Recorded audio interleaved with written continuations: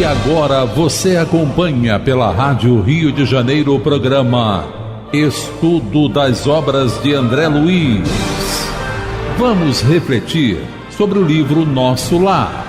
Produção e apresentação, Tereza Cristina e Marco Antônio.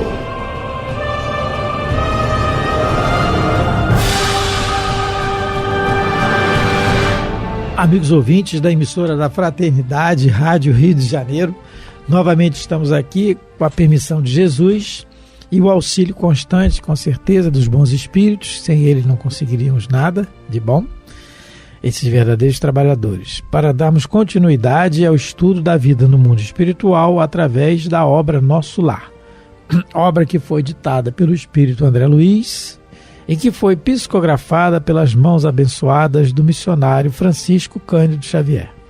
Olá, caros ouvintes da Rádio Rio de Janeiro. Vamos recomeçar o nosso estudo do capítulo 38, o caso Tobias. Estamos estudando sobre casamento, sobre segundas núpcias, ciúme, união de almas afins.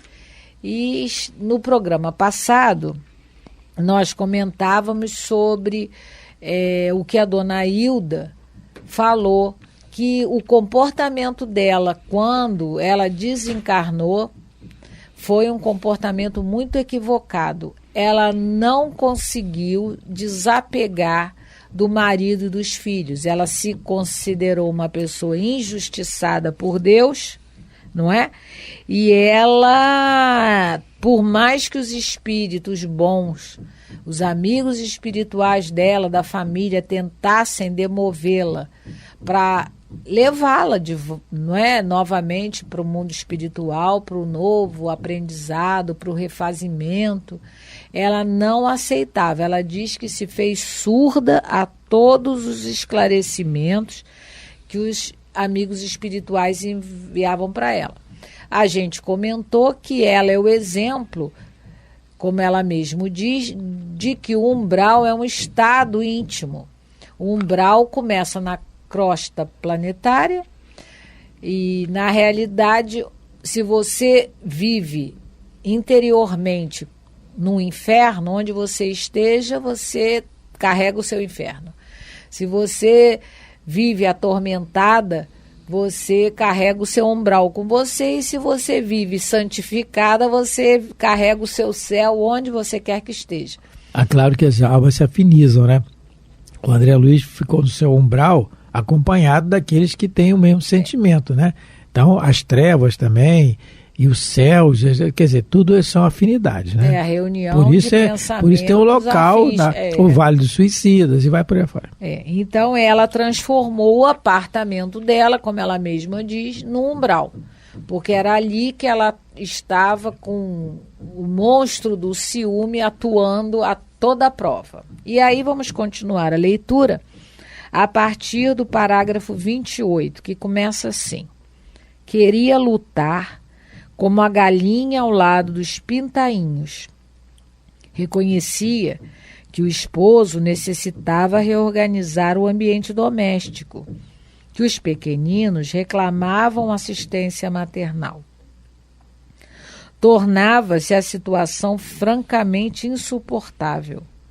Minha cunhada solteira não tolerava as crianças.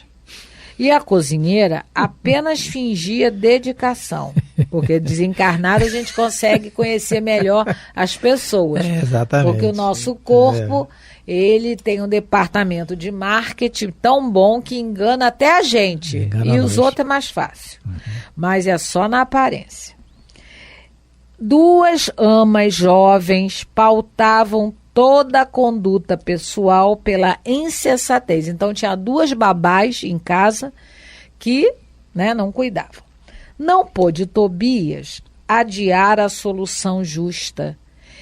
Agora é que ela está achando que é justa. Mas agora, a gente tem que prestar atenção. Agora ela está narrando, o fato já aconteceu há muito tempo, então agora ela diz, Tobias não pôde adiar a solução justa.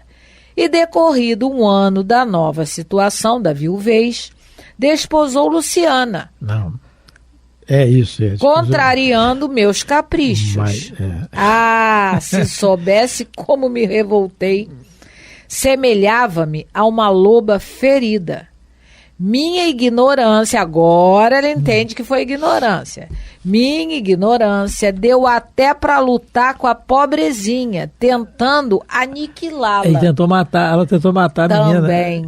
Ela estava obsediando a pobre da Luciana. Agora que ela reconhece que foi uma decisão justa, agora ela reconhece que... Mas na hora, ela estava se achando deixa eu só falar um negócio aqui, que eu notei umas coisas aqui. Eu achei esse parágrafo muito legal. Gente, isso aqui é sensacional pra gente. Porque ela fala assim, olha, coitada, eu tenho pena dela, porque olha só, a situação insuportável. Ela fala assim, ó, a situação estava insuportável. Por quê? Olha só, a cunhada, a irmã dele, foi lá ajudar a cuidar das crianças, mas não tolerava as crianças, quer dizer, devia brigar, puxar a orelha, cabelo e vai por aí fora. Naquela época batia. Naquela época batia mesmo. Tu imagina você vendo alguém batendo no seu filho e não pode fazer nada. É isso que está acontecendo. E é o que vai acontecer conosco. O aprendizado é esse. A cozinheira devia fazer a coisa mal feita e fingir, que quando ela finge dedicação, se ela está falando da cozinheira que fingia, a comida não era como ela fazia para os filhinhos. E aí?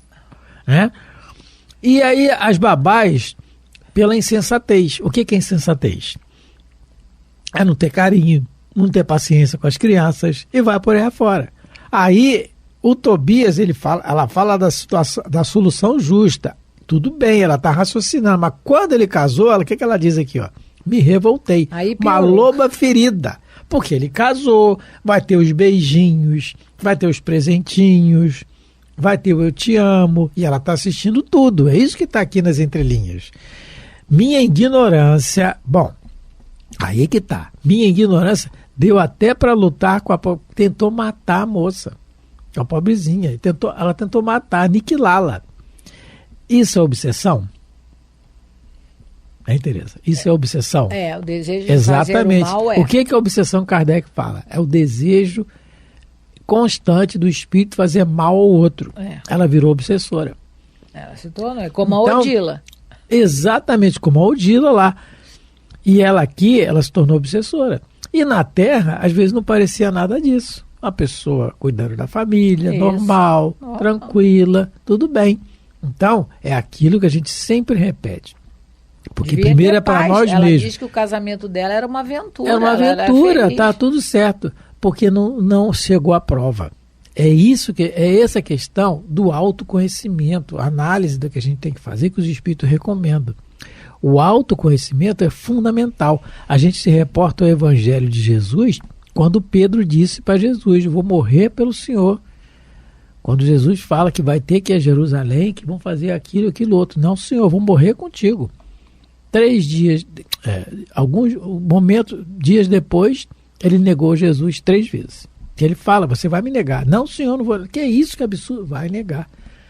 Porque na hora do aperto, você conhece aquele homem? Não conheço. Negou. Aquilo é traição. A gente fala muito da traição de Judas, mas Pedro também traiu.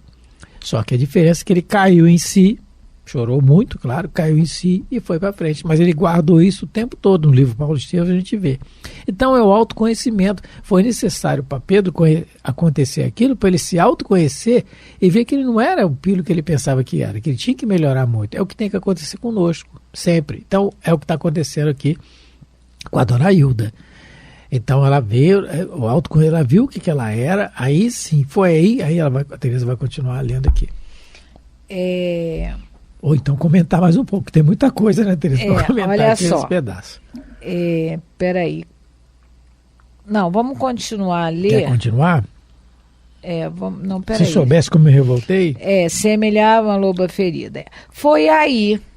Então vamos continuar. Tá. Estamos no parágrafo 28. Foi aí que Jesus me concedeu a visita providencial de minha avó materna desencarnada, havia muitos anos. Chegou ela como quem nada desejava, enchendo-me de surpresa, sentou-se ao meu lado, pôs-me em seguida no colo, como tempo e perguntou-me lacrimosa: que é isso, minha neta? Que papel é o seu na vida? Você é leoa ou alma consciente de Deus? Mas você vai comentar, porque aqui tem um detalhe da ascensão moral, né, que o espírito tem sobre o outro. Nem todo mundo consegue isso aqui. Não é porque é a avó que chegou e que vai e ela vai obedecer. Os espíritos já enviaram a avó, porque na avó ela ia escutar com a avó. No livro, me ajuda, no Mundo Maior, a menina está grávida e ela quer abortar. Ah, sim. Não é? Ela quer abortar. Os espíritos. Você contar outro caso. Não, ela quer abortar. E a mãezinha já desencarnou, né? E ela está sozinha e quer abortar. Bom, ficou grávida na época e ela quer abortar porque ela não tinha interesse. Bom, então os espíritos tentam demovê-la de qualquer jeito. Intui a moça que trabalha com ela, falar com ela, então intui nada. Ela tá surda, como aqui a Hilda. E aí ela vai e... desdobrada pelo sono, eles tiram ela do corpo, desdobrada pelo sono, que é o que acontece conosco quando a gente dorme. Os espíritos levam ela para conversar com a mãe desencarnada, mas não resolve. A mãezinha desencarnada conversa com ela e ela diz que não. Ainda fala para a mãe: a senhora tinha que ter meio educado diferente, né? Acusa a mãe mais ou menos isso, assim. Só que aí os espíritos trazem alguém lá das outras épocas, um bonitão lá. Aí é de outro caso. Aí eu estou misturando, né? Misturando. Bom, aí é a Antonina que desculpa, tenta se matar. Desculpa, eu errei. A mãe vem... Desculpa, eu errei. Não, mas o caso dessa mãe também é também certo. É assim. Ela não tem afinidade com a mãe. Mas aí, desculpa, eu misturei. Mas a Antonina, que é um outro caso, ela quer se matar. É outro caso. Ela quer se matar porque o noivo dela a abandonou quando terminou os estudos. Ela ajudou muito, ele terminou os estudos com a ajuda dela e a abandonou. Ela fica revoltada e quer se matar. Quando ela vai beber o veneno, os espíritos adormecem ela, tiram ela do corpo e ela vai, e desdobrada pelo sono, ela vai conversar e eles trazem esse espírito de outras épocas para conversar com ela. Quando eles trazem um espírito assim, é porque tem a ascensão moral sobre a pessoa. Não é qualquer um, não é porque é a avó. Esse detalhe que a gente tinha que ter. Todo mundo tem. Alguém que você escuta. No Livro dos Espíritos, na pergunta 488, Kardec faz o seguinte questionamento. Desculpe. Os parentes e amigos que nos precederam na vida espiritual têm por nós mais simpatia do que os espíritos estranhos? Porque quem é que veio para acalmar aqui a fera que a dona Hilda se transformou? A avó. Olha o que é um espírito, é um parente. Resposta dos espíritos, sem dúvida. E muitas vezes vos protegem como os espíritos. Vos protegem como espíritos. Qual é a pergunta? Conforme tenham poder para tanto. A avózinha, pergunta 488, 488 do Livro dos Espíritos. Então, a avózinha da dona Hilda, ela tinha uma ascensão sobre a dona Hilda, né? Como... a resposta, ela tinha aqui, diz o poder, né, para tanto, ela tinha esse poder, ela tinha uma ascensão sobre a neta, talvez uma ligação, não é, almas afins, e ela vem, e aí ela vai tentar mostrar para a neta que o comportamento dela está muito equivocado, não é? E aí a gente vê que a vozinha também não chega brigando, né? Que isso, minha filha? Vamos lá, não. Ela chegou com todo jeito, com todo carinho, colocou a netinha no colo, minha filha, não é? Vamos conversar, não é? Como ela diz assim, ela chegou como quem nada quer, né? Ela veio de mansinho, a vozinha, né? Veio de mansinho, colocou ela no colo e falou: vamos conversar. Que é isso, minha neta? Né? Aí vamos continuar a ler. Que é isso, minha neta? Que papel é o seu na vida? Você é legoa ou alma consciente de Deus?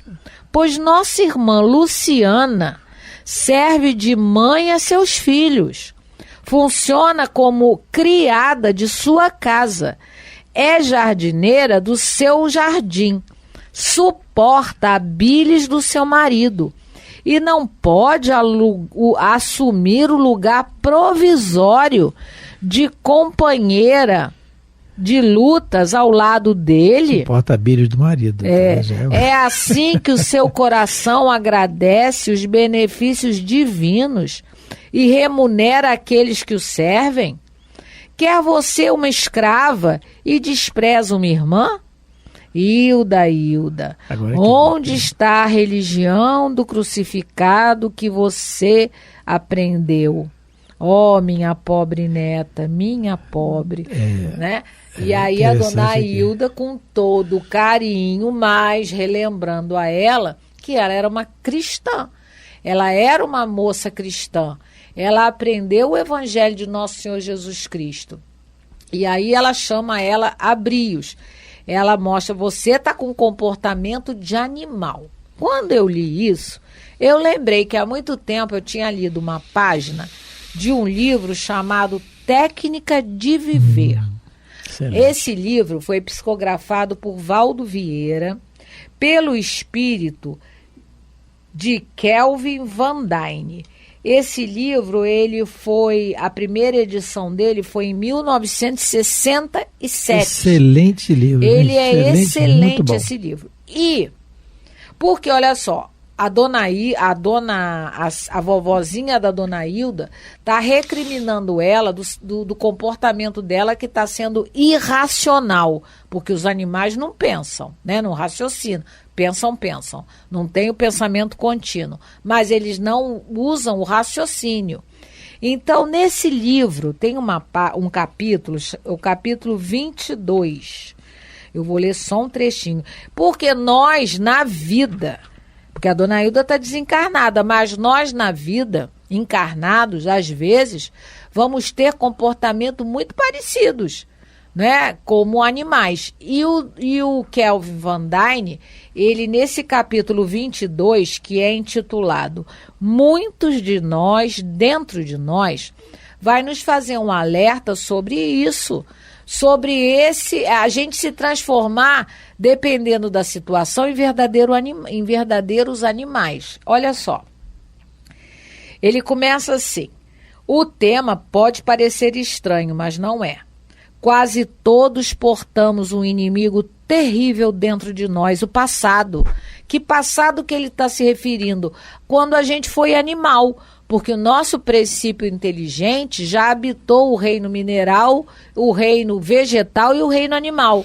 Então, ele diz que tem um problema sério com a gente. De vez em quando, a gente lembra quando foi bicho, tem um comportamento de animal. E ele vai dizer assim: enquanto nos coimamos do espírito os impulsos primitivistas, cada existência menos digna que se foi, ainda é uma sombra no mundo complexo de nós mesmos. Aí ele vai falar que nós devemos ter um estudo da nossa mente, e aí ele diz assim: ai de nós, basta ligeiro toque nas imperfeições que trazemos para que os vestígios deles, né, desses animais mortos-vivos, que ele chama, que existem dentro de nós, para que eles ressurjam.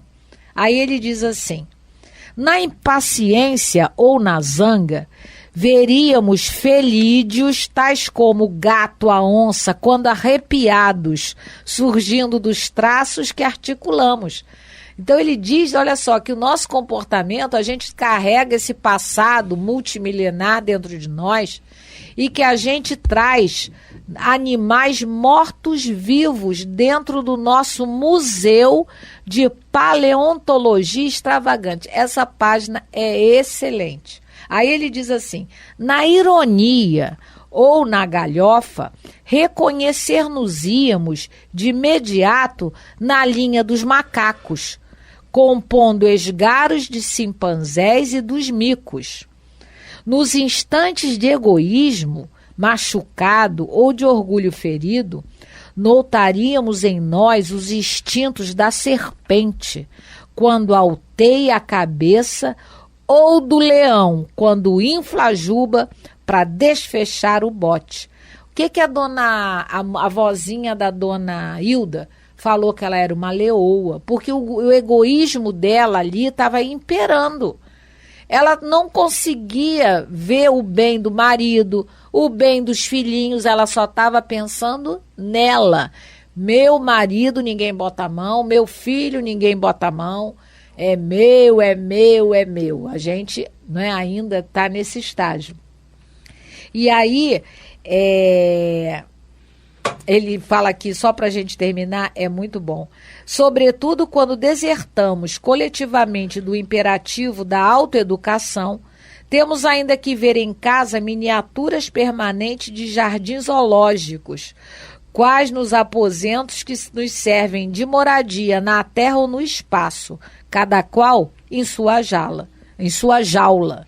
Mas a doutrina espírita, em nos facultando o estudo livre e amplo da lei da reencarnação, oferece-nos a chave da lógica para a penetração em nós, a fim de remover para sempre os fósseis do mal que muitas vezes acalentamos desprevenidos, né? Eu desculpe o alongar, mas é uma página para a gente meditar. Quem tiver interesse, eu não sei se esse livro ainda é reeditado.